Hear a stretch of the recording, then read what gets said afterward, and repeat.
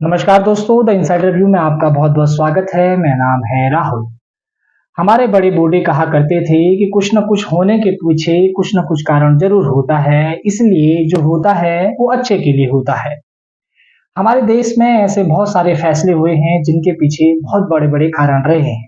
ऐसी बहुत सारी संस्थाएं हैं, ऐसे बहुत सारे नियम कानून बने हैं जिनके पीछे बहुत बड़े बड़े कारण छुपे हुए हैं।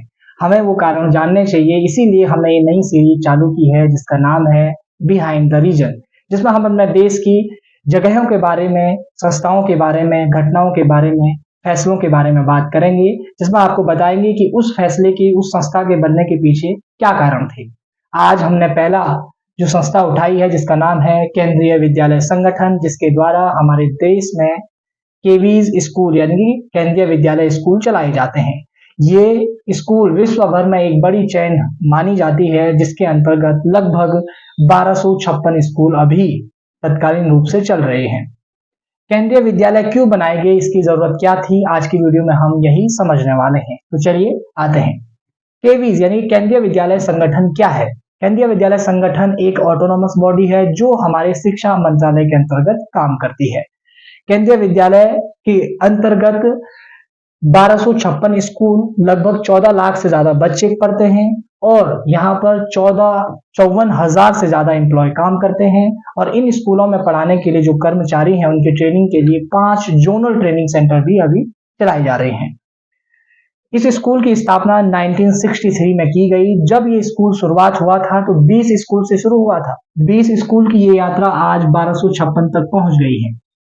उत्तराखंड की बात करूं तो उत्तराखंड में 45 केवी अभी कार्यरत हैं, यूपी में 122, हिमाचल प्रदेश में 25। ऐसी ही संख्या प्रत्येक राज्य की अपनी अपनी है। लेकिन ये तो मैंने आपको केवी का स्ट्रक्चर बताया जो वर्तमान समय में चल रहा है। ये मैंने आपको केवी की वेबसाइट से डेटा उठाया और आप तक पहुंचा दिया। लेकिन इसके पीछे का कारण क्या था आपको समझना होगा। 1963 में ऐसा क्या हुआ कि हमारे देश की सरकार ने यह फैसला लिया कि देश में केंद्रीय विद्यालय चलाए जाएंगे। अब हम इस चीज को समझते हैं। इसके लिए आपको 1947 में जाना पड़ेगा, जब हमारा देश आजाद हुआ था।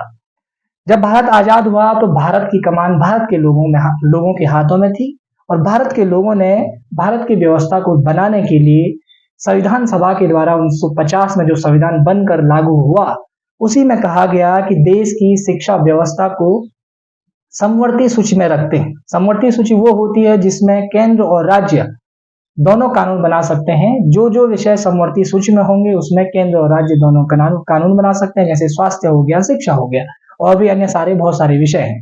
जैसे हमने आपको बताया कि इसमें शिक्षा विषय भी है, तो शिक्षा पर केंद्र और राज्य अपने अपने कानून बना सकते हैं। इसीलिए प्रत्येक राज्य के आप देखेंगे, अगर आप जिस भी राज्य से हैं, जैसे मैं उत्तराखंड से तो हूँ, तो उत्तराखंड में उत्तराखंड बोर्ड चलता है, यूपी में यूपी बोर्ड, हिमाचल में हिमाचल बोर्ड, अन्य राज्यों में सभी जगह अपने अपने बोर्ड चलते हैं। और वहां पर उन राज्यों के अपने स्कूलों में अपने अपने नियम होते हैं, कानून होते हैं, अपने अपने कर्मचारी कार्य करते हैं। लेकिन सेंटर के भी बहुत सारे कर्मचारी हैं। जैसे हमने आपको बताया, जब हम आजाद हुए तो आजाद देश को चलाने के लिए बहुत सारे कर्मचारियों की जरूरत पड़ेगी। कर्मचारियों की जरूरत पड़ी तो सेंटर ने भी अपने लिए कुछ कर्मचारी नियुक्त करे। सेंटर के कर्मचारी कौन कौन से होते हैं, थोड़ा हम ये समझ लेते हैं। उन्होंने डिफेंस, आप लोगों को पता है कि हमारे देश की केंद्रीय व्यवस्था के हाथों में होता है, जिस पर वो कानून बनाता है। केंद्र में डिफेंस है, पैरामिलिट्री है, आईबी है, इनकम टैक्स जो डिपार्टमेंट होते हैं, ऐसे अन्य बहुत सारे, रेलवेज हो गया, जिनके कर्मचारी क्या होते हैं, अलग अलग राज्यों में रहते हैं, वहां पर केंद्र का काम करते हैं। जैसा मैंने आपको बताया कि राज्यों के भी कुछ कर्मचारी होते हैं जो राज्य की संरचना को बनाने में काम करते हैं।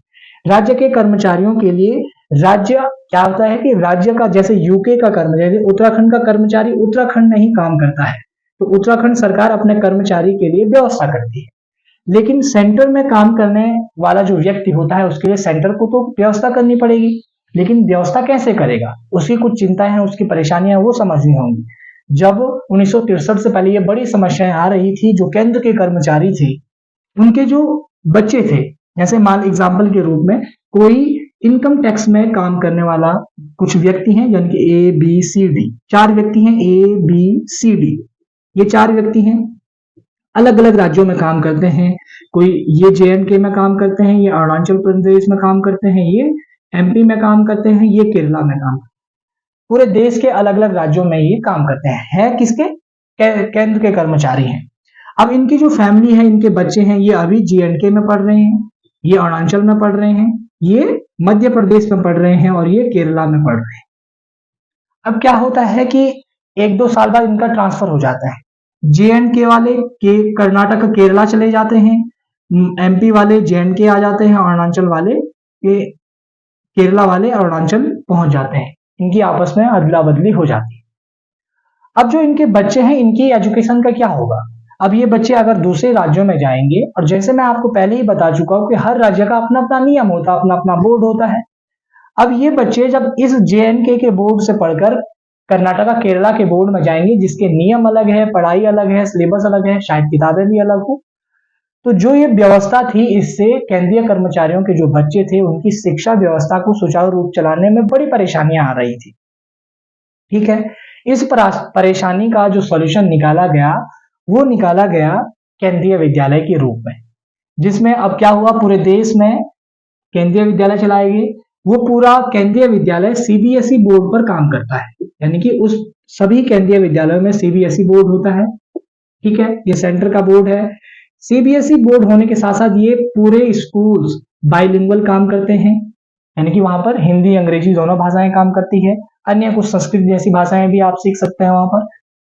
तो इस व्यवस्था को एक केंद्रीयकरण के माध्यम से कुछ ऐसे विद्यालय जिन पर केंद्र का नियंत्रण हो, एक फैसला अगर एक बार लिया गया तो सभी स्कूलों में बराबर और सही तरीके से लागू हो जाता है। J&K में भी वही पढ़ाई हो रही, केरला में भी वही पढ़ाई हो रही, क्योंकि विद्यालय क्या है, KV का है, CBSE बोर्ड के तहत हो रहा है। यानी कि अगर ये बच्चा J&K से ट्रांसफर होने वाला बच्चा, मान लेते हैं अगस्त में ट्रांसफर लेता है, अगस्त में J&K की KV का सिलेबस भी वही है और केरला के KV का सिलेबस भी वही है, तो इस बच्चे की केवल जगह बदली, एक क्लासरूम को छोड़कर ये दूसरे क्लासरूम में पहुंच गया, सिलेबस उसका वही चल रहा है, 1-2 चैप्टर आगे पीछे हो सकते हैं मैक्सिमम, लेकिन सिलेबस यही चल रहा है, तो ये बच्चे को इसकी पढ़ाई सुचारू रूप से चल सकती है। ये जो सुविधा थी केंद्रीय कर्मचारियों के लिए, ये एक बड़ी सुविधा थी उनके बच्चों को काम करने के लिए, क्योंकि डिफेंस के हो गया, पैरामिलिट्री के जो लोग हो गए, अलग अलग राज्यों में काम करते हैं। अब इसी व्यवस्था का सोल्यूशन तो ये हो गया, लेकिन इसके साथ साथ एक और बड़ा काम हो गया। अगर आपको अपने देश की एजुकेशन व्यवस्था में कुछ प्रयोग करना है, आपको कुछ वहां पर एक्सपेरिमेंट करना है, इनोवेशन करना है, तो आप एक ही फैसले से सभी स्कूलों में लागू कर सकते हैं। इसका एक एग्जाम्पल त्रिभाषा फैसला फॉर्मूला कहते हैं, त्रिभाषा फॉर्मूला, जिसमें आपको 3 भाषाएं सीखनी होती हैं। एक आपकी मदर टंग हो गई, एक हिंदी हो गई, और एक आप अपने यहाँ की रीजनल भाषा को सीख सकते हैं। हर व्यक्ति को, हर बच्चे के लिए यही फॉर्मूला लागू हमारे देश की पॉलिसी में रखा गया, लेकिन ये जो फैसला है पूरे देश में समान रूप से लागू नहीं हो पाया, क्योंकि हर राज्य का अपने यहाँ पर पॉलिटिक्स होती है, हर राज्य का अपने यहाँ पर अपने नियम होते हैं। तो इस जैसे केंद्रीय विद्यालय में अगर आपको कोई एक्सपेरिमेंट करना हो, कोई फैसला लागू करना हो, तो एक ही फैसले के साथ सभी स्कूलों में वो सुचारू रूप से लागू हो सकता है। लेकिन अगर पूरे देश के राज्यों की स्कूलों में करना हो, तो जरूरी नहीं है कि वो पूरे राज्य में समान रूप से लागू हो। यानी कोई केंद्रीकृत व्यवस्था अगर है तो उससे कुछ फायदे भी होते हैं, और राज्यों की जो स्कूलें चलती हैं वहां पर केंद्रीय फैसले इतने आसानी से लागू नहीं हो पाते हैं। जैसे कि न्यू एजुकेशन पॉलिसी का अगर आप अभी देखेंगे तो कई राज्यों में लागू नहीं है, कई में लागू है, कई कोशिशें कर रहे हैं। हर राज्य की अलग अलग चुनौतियां होती हैं। आजकल एक बड़ी चुनौती है प्राइवेट माफिया, जो प्राइवेट एजुकेशन माफिया है।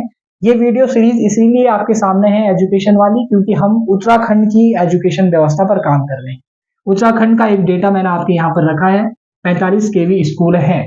केंद्रीय विद्यालयों को एक अच्छा स्कूल माना जाता है। प्राइवेट स्कूल जो होते हैं उनके बराबरी का दर्जा या उससे ऊपर का दर्जा भी उसे कई बार दिया जाता है। लेकिन उत्तराखंड की एजुकेशन व्यवस्था में आप देखेंगे तो सरकारी स्कूलें धड़ल्ले से बंद हो रही हैं, बच्चे वहां पर नहीं जा रहे हैं। उसके कारणों की जो पड़ताल करने की जो हमारी प्रक्रिया चल रही है, हम बहुत सारे ऐसे डेटा अभी इकट्ठा कर रहे हैं। आने वाले समय में एक वीडियोस उत्तराखंड की गिरती हुई एजुकेशन व्यवस्था पर भी लाएंगे, बताएंगे आपको कि वहां पर प्राइवेट प्लेयर्स का क्या योगदान है, सरकार कहां पर निकम्मी साबित हो रही है, कहां पर काम नहीं कर रही है, जिससे सरकारी स्कूलें बंद हो रही हैं। एक एग्जाम्पल है आपके सामने, अभी बता रहा हूँ, हर राज्य का ये एग्जाम्पल है। हमारे देश में जो सरकारी स्कूल्स हैं, प्राइमरी लेवल की हो गई, इंटरमीडिएट लेवल की हो गई, उनकी स्थिति प्रत्येक राज्य में कुछ ठीक ठाक नहीं है। लेकिन यूपी में 122 स्कूल चल रहे हैं। यूपी का तो छोड़िए, उत्तराखंड में 45 स्कूल केवी के चल रहे हैं। सभी खचाखच भरे होते हैं। कई बार तो कई जगह सीरीज टाइमिंग भी होती है कि 12 बजे के बाद दूसरी शिफ्ट चलेगी, पहले दूसरे शिफ्ट में चलते हैं स्कूल। तो जब उत्तराखंड में 13 जिले हैं, 13 जिले में 45 स्कूल बराबर केंद्र के तरीके से चल सकते हैं, तो हम अपने राज्य की एजुकेशन सिस्टम को बढ़ाने के लिए कुछ ठीक नियति के साथ, सही फैसले के साथ कुछ ऐसे जो व्यवस्थाएं क्यों नहीं कर सकते हैं कि हमारे उत्तराखंड की एजुकेशन व्यवस्था आगे बढ़ सके। इस पर किसी अन्य दिन हम बात करेंगे।